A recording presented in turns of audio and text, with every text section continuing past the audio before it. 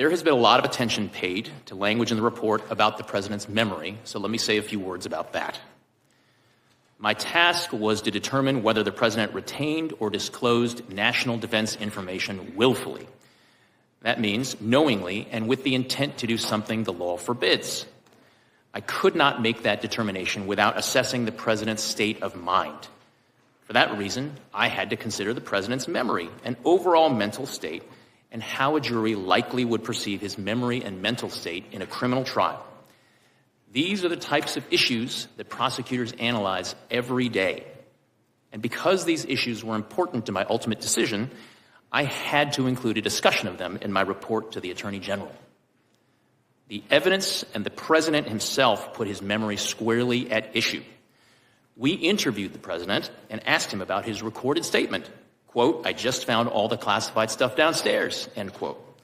He told us that he didn't remember saying that to his ghostwriter. He also said he didn't remember finding any classified material in his home after his vice presidency. And he didn't remember anything about how classified documents about Afghanistan made their way into his garage. My assessment in the report about the relevance of the president's memory was necessary and accurate and fair. Boy, oh boy, oh boy, oh boy, oh boy. I gotta tell you guys, just when you thought it could not get any worse for the Democrats when it comes to the criticism they're now receiving from the mainstream liberal media, mainly CNN, okay? MSNBC, they don't care about this story, right? They're not talking about this at all, okay? Because they don't care about their credibility. They already know, well, we have no credibility at all. We're just full-blown propaganda. But CNN, they like to pretend they care about their credibility, right? So this is why they're now coming out and they are going after Democrats for, quote unquote, lying to them about Joe Biden's cognitive decline. Even though CNN chose to believe the lies, they knew that Democrats were lying, and the mainstream liberal media, including CNN, were complicit, right? And now all of a sudden, you have these tell-all books that are coming out, like the one that Jake Tapper wrote, basically telling the truth, right? Saying that, Joe Biden couldn't remember people's names. Like, he couldn't remember George Clooney's name, okay? He couldn't remember the names of his closest advisors. He also was one fall away from being in a wheelchair. I mean, dude, just clearly not mentally or physically capable of being the president of the United States, okay? And we kept saying this at the time, right? And people kept saying, no, these are cheap fakes, right? It's not true, yada, yada, yada. But now we're getting more and more and more evidence coming out that the so-called right-wing conspiracy theories were, in fact, correct. And we have bombshell audio from the DOJ. Okay, you guys remember the DOJ audio of the interviews that Joe Biden did with Robert Hur doing the investigation into Joe Biden's classified document scandal, in which he allegedly took documents in order to give to his ghostwriter so that he can make millions of dollars off a book that nobody would read. Yeah. That audio that Democrats went out of their way, that Joe Biden went out of his way to try to block from the American public being able to listen to, that has now been leaked. And I'm going to let you guys listen to it, and you can decide for yourself how damning this is and whether or not Robert Hur was right when he talked about how Joe Biden was struggling with memory issues. So during this time, we were living in Chambers Road, and there were documents related to the Penn Biden Center or the Biden, or the cancer shot, or your book. Where did you keep papers that related to those things that you were actively working on? Well, I don't know. This is what, 2017, 18, that area? Yes, sir. Remember, in this time frame, my son is either been deployed or is dying.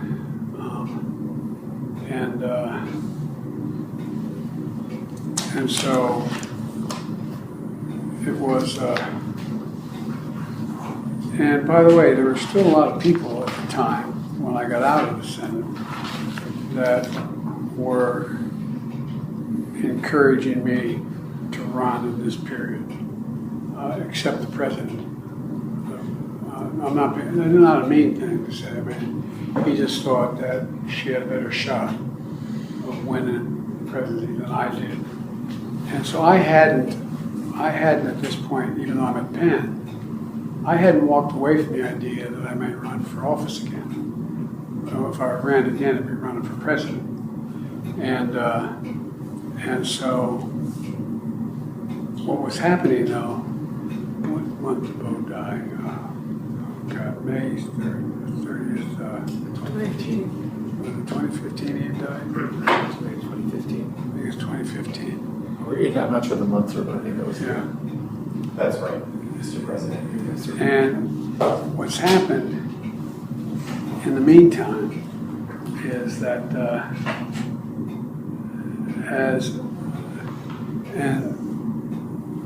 Trump gets elected in November of 2017? 2016. All right.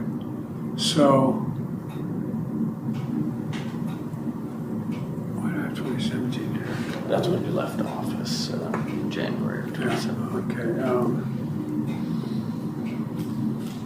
But that's when Trump gets sworn in, Right. January. Right. Correct. Okay, yeah. And in 2017, Bo had passed, and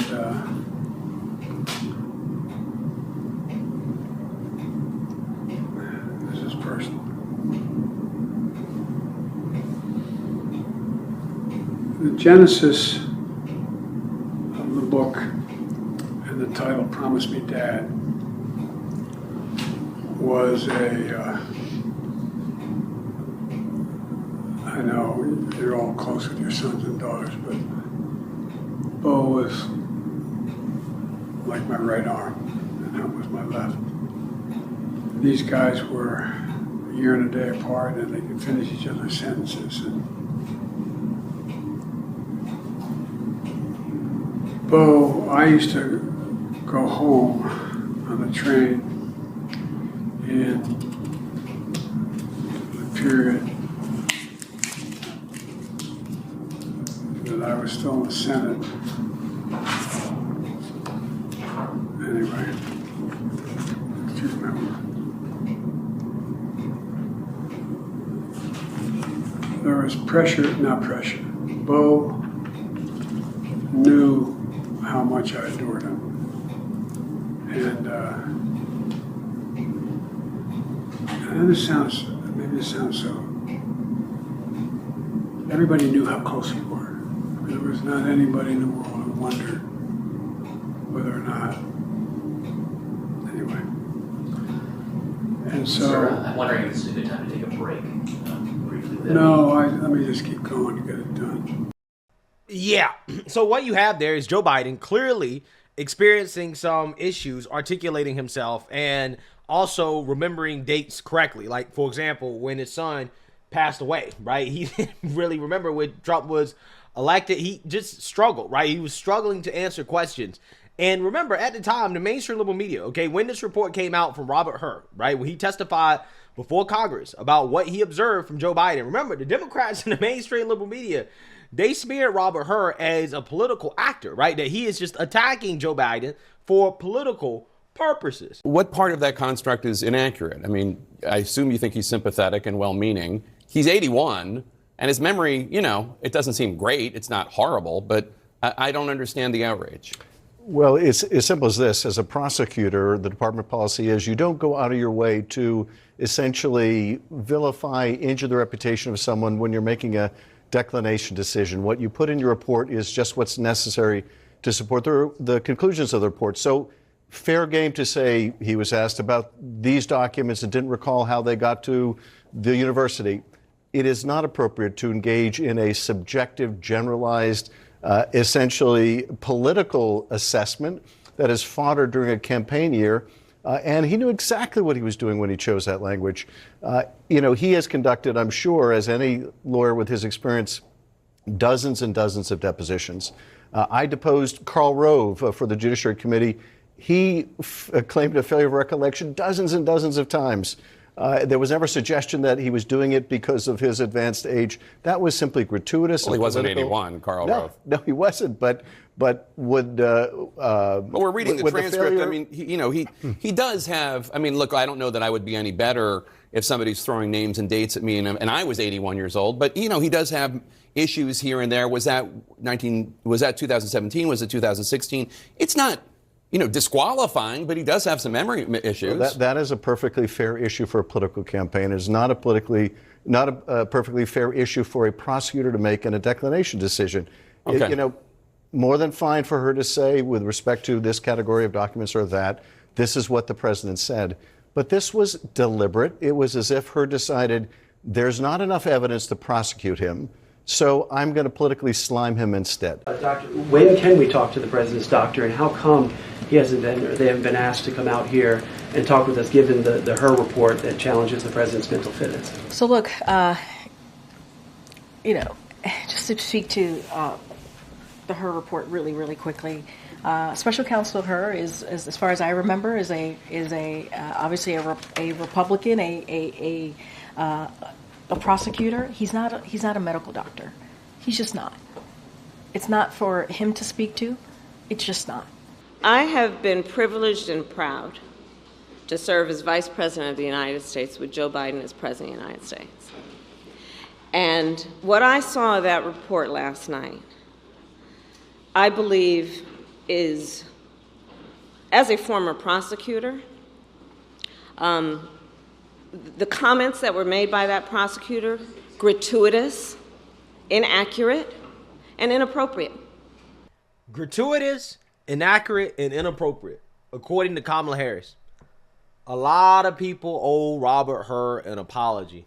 All of these Democrats owe that man a big apology because they accused him of being political, that he was attacking Joe Biden on behalf of the Republican Party because he told the truth about Joe Biden and what he thought about his cognitive abilities doing these interviews.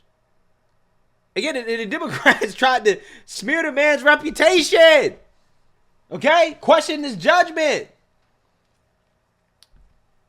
And the media went right along with it, too. They went right along with it. And it's crazy because looking back on it, all the signs were there. I mean, we had the DOJ, even the government was like, yeah, this guy Biden. But yet you got all these people, all these Democrats coming out and say, well, I didn't notice it, right? I didn't see it, right? I had nothing to do with this. How? If Robert Hur did interviews with Joe Biden and doing this interview, he noticed it. How did the Democrats, the Biden staffers, his aides, how did they not notice it? How did they not notice it? Because they lied. They're lying. Every single last one of these individuals that come out and say, well, I didn't know, right? I didn't see it, okay? I wasn't around. They're lying. And they're doubling and tripling down on the lies. So meanwhile, you have the cackling hands on The View. They're upset because the media keeps talking about this, right? And they want to move on. They want to move on. So without further ado, let's get into this. Are they beating a dead horse or what? Will avoiding the issue make people lose more trust in the Democrats and the media? I definitely spoke out at our table that after the debate that President Biden should step down, but that if he ran, I would still vote for him. I voted for him the first time. I would have voted him. I voted for Vice President Harris the second time. But I do think one thing that really irks me on the left, and I don't really have a lot of faith in the right, so I'm not, you tend to criticize the people that you line up more, that you care more about, and that would be the Democrats for me. People lost trust in them because the voters were saying there was a concern. There were people across the board saying they had a concern. And the Democrats said, no, over here, look over here. They told the voters what to care about, and they did not listen when the voters said they cared. So these stories come out aren't about beating a dead horse. It's saying if they could have a fair conversation that we heard you, we saw it as they saw it, they'd be gaining some of the voters back to say, okay, we're not going to keep saying that. Do you agree with that? No, I don't. I think that I want to move on from why the Democratic Party lost, and I want to hear from the Democratic Party about how we are going to take our country back and how... You know, here's the thing about Sunny Holston. People like her, she represents the base of the Democrat Party, right? The lunatic base. And the people that think like her, it's the main reason why Democrats keep losing, and she doesn't realize it, right? She doesn't realize it. Well, I want to move on. Well, of course you want to move on, right? Of course you want to stop talking about it. You never want to stop talking about Trump, but you want to stop talking about Biden and Democrats when they're being criticized, right? Bad things about the Democrats and Biden, nah, let's move on, right? Let's not rehash this anymore, okay? But the reason why it needs to be rehashed, the reason why we got to talk about it, is because of the fact that Democrats don't have credibility. And Democrats are not going to be welcome to any policy conversation until they actually start admitting the truth, right? Until they start acknowledging reality. There are a lot of issues that Democrats have to have come to Jesus moments on, okay, if they want to gain back any credibility with the American people. And this is just one of those issues. Another example of an issue in which Democrats, again, need to tell the truth, acknowledge reality to gain back credibility is when it comes to the trans issue, biological boys versus biological girls in sports. If you can't acknowledge that that is unfair and is not right, then why would I entertain a conversation with a Democrat or a liberal about healthcare or the economy or some other more complex topic if they can't even get the basics right, right? And again, that's what people like Sonny don't understand. This is what they don't get. They want to just sweep it under the rug, but you can't just sweep it under the rug, right? Because this is a serious credibility problem for the Democrat Party. If you will piss on my leg and tell me that it's raining, right? If you will just lie to my face about what obviously is clear and factual, right? Again, like biological boys versus biological girls in sports or Biden's mental decline. What else will you lie about? How can I believe you on any other issue, especially a complex issue like the economy or healthcare or anything else? You can't. And that's what people like her don't realize. This is what they don't understand. This is why CNN is continuing to talk about it, because they know that this is a credibility issue. They know that if they don't talk about it, if they don't come out here and attack the Democrats, if they don't turn their back on the Democrats, they don't backstab the Democrats, then basically it defeats their own credibility. What they are going to do to combat fascism and what they're going to do to stop the Medicaid cuts that are going on, to stop giving tax cuts to billionaires, to stop taking federal workers' pensions away, to stop taking federal jobs away, to stop taking education away, to stop attacking our institutions, to stopping, you know, why is this Trump administration stopping medical research, cancer? I want to talk about why this administration is giving refugee status to South African white Afrikaners as opposed to Afghans and Ukrainians and people of color. I just love the hypocrisy of these people that are so pro-immigration, including illegal immigration, getting so upset about a few dozen white South Afrikaners coming into the United States of America. It really shows you their anti-white racism, right? It's just a full display. It's hilarious. And again, this is why the Democrat Party is struggling with white voters, right? This is why they struggle with white voters. They don't realize white people are the majority of this country. If you struggle with white voters, you're not going to win elections. It is what it is. But, you know, Democrats are hell-bent on pushing white people who actually have some self-respect away from the party. That's what I want to talk about. I think that Sarah's point is that they have to admit what they did wrong before we can move on to that. But there's also a reality here. Yeah. Just so we know, like, this table spends a lot of time criticizing Donald Trump, and a lot of it is very valid and needs to happen. But it is a fact his approval rating is 39%. It's higher than the Democratic Party. However, Democrats is 27%. People felt gaslit and lied to. In 2023, part of that, I think the low ratings for the Democrats, I think, partly, I may be making this up, is because they haven't fought hard enough, what she's talking about. That may be part of because they're it. so angry with the Democrats for being bad. 77% of Americans in 2023 said Joe Biden was too old to run again. And they were told, sit down, shut up, he is the nominee. And then when it became untenable and he stepped aside, they anointed Kamala Harris. There was not a primary, there was not a Democratic process.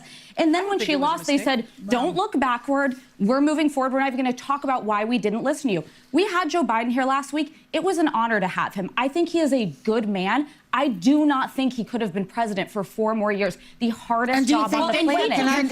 Can this guy be president? He was elected. I didn't vote for Wait, him. real quickly, he also, President Biden took responsibility at this table, which is something that I'm frustrated with the Democrats. He said, he did take this falls responsibility. on me. And I said that was the clearest answer of what people needed to hear. So look, I have known Joe Biden, I've said 300 times for 25, 30 years. Do I think this is the same man that I knew 25 years ago? No, it's not. Is his voice as strong? No, it's not. Is he more frail? Does he walk with a more faltering step? Yes, he does. He is not the same person. What his spokespeople keep saying is, was there any instance that you can point to where his cognitive skill in performing the job as president was compromised, and they haven't come up with that? I hate these campaign books where people talk anonymously.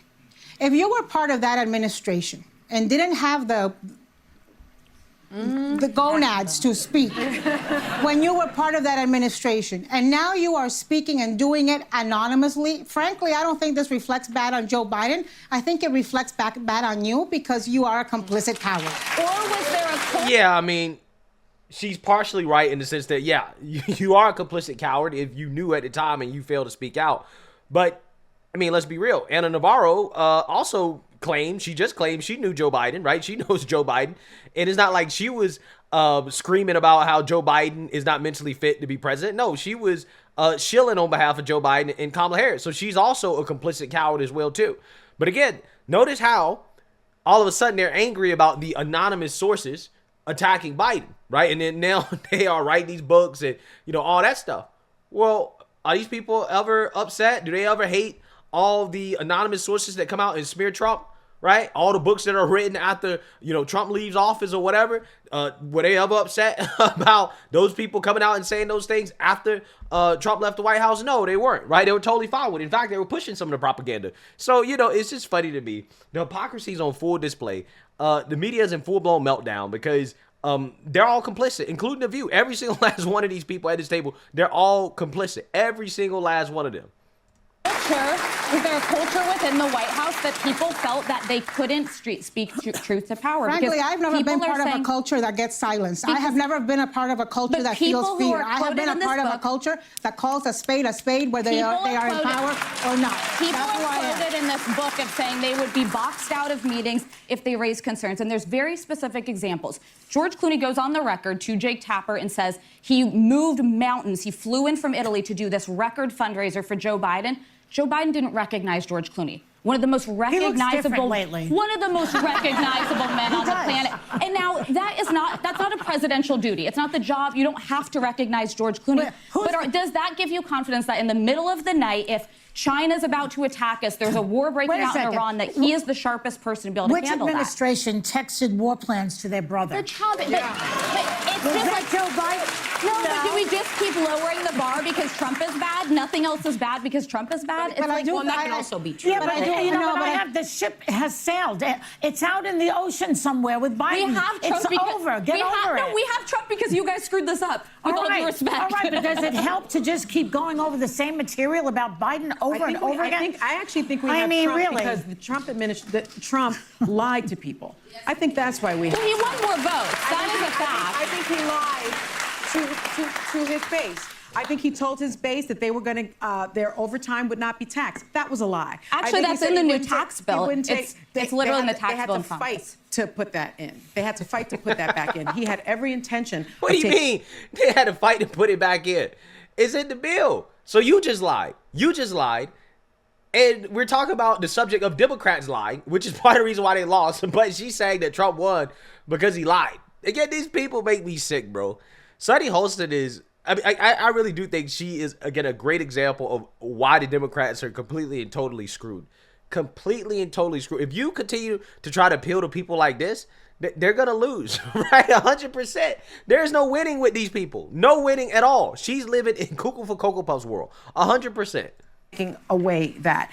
That's not true. He ran on no tax on tips, and it's in the tax bill. Yeah, but it wasn't in it originally. I also think that a lot of people are, and Swazi pointed it out that it wasn't in there. I think the other thing that people need to realize is that they were lied to. Federal workers that voted for him, farmers that voted for him, immigrants that voted for him, they were lied to. That is why we have Trump, not because and I'm going to give you not because Democrats lied, right? Because Trump lied. Oh my goodness! Wow, amazing, absolutely amazing. These people are endless entertainment, right? Endless entertainment. Okay, I'm going to give you the last word. Go ahead. Just like 30 seconds. I don't think these are normal times, and I think we have too much to do right now to fight the authoritarianism that we are facing on a daily basis and the lack of due process and the threats on our rights to be relitigating this. And I think the reason that we have Trump is because Republicans are cut from a different cloth. And they didn't mind, so many of them didn't mind in 2016 voting for a sexual harasser who we heard. All right, we get this, right? We get the gist of this. We don't need to listen to Anna Navarro go on her little Trump deranged rant, but you can see what it is, right? What these people are saying, okay? When Democrats are facing heat for lying to the American people about the mental capabilities of the president, right? The sitting president. I mean, I don't know who was president, honestly, right? I don't know who was making the decision. Nobody knows. I think that's actually the next conversation we need to have, right? Once we get past Democrats finally admitting that they lied to the American people, if that ever happens, right? If they never admit it, then we're not going to get past it. The only way we get past this is when Democrats start telling the truth. Up until this point, they're not telling the truth. A lot of them are still continuing to lie. But, you know, if we ever do get past this, the next conversation has to be about who is actually running the country. That has to be the next conversation. Who is making the decisions? Because the damn sure wasn't Biden. And that's going to be the real conversation, right? That's going to be the conversation that they're going to hate the most, okay? So you see that, you heard that, okay? Robert Hur was correct. He was not being political. He was calling it like he saw it, right? Democrats got mad. They smeared him. A year later, audio comes out. Robert Hur was right, right? I mean, how many times? How many times do you have to do this? How many times do these so-called right-wing conspiracy theorists have to be right? Wow. Let me know what you guys think. Make sure you like, comment, and subscribe. Most importantly, share a Black conservative perspective. Peace.